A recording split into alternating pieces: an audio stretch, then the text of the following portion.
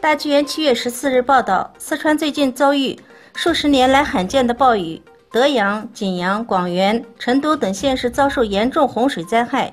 造成城市大面积积水，汽车被淹，农村山体滑坡，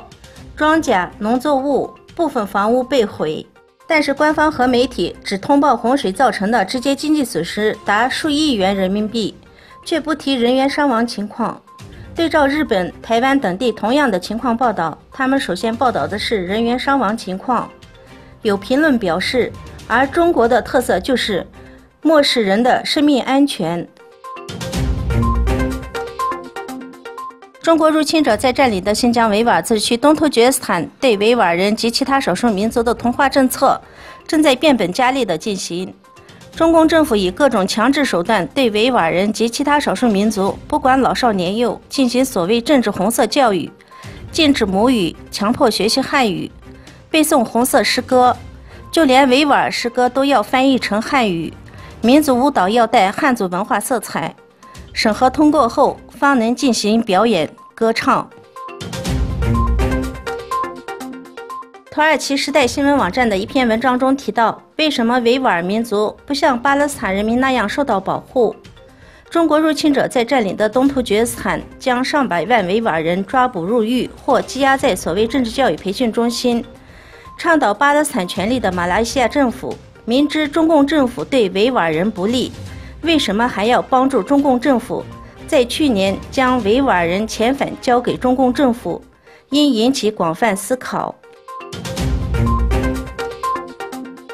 巴士拉民众走向街头，抗议政府频繁停电和缺乏由城市基本服务率低示威活动，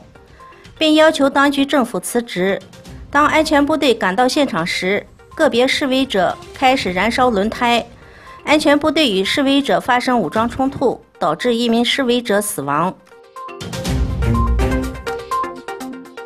美国司法部副检察长罗森斯坦13日在新闻发布会上表示，特别检察官罗伯特·莫勒调查俄罗斯干涉美国大选案。美国司法部针对12名俄罗斯特工人员提供了新的指控。7月13日，巴基斯坦前总理纳瓦兹谢利夫和他的女儿玛丽安姆从英国伦敦乘飞机回国时，因涉嫌腐败罪而被捕。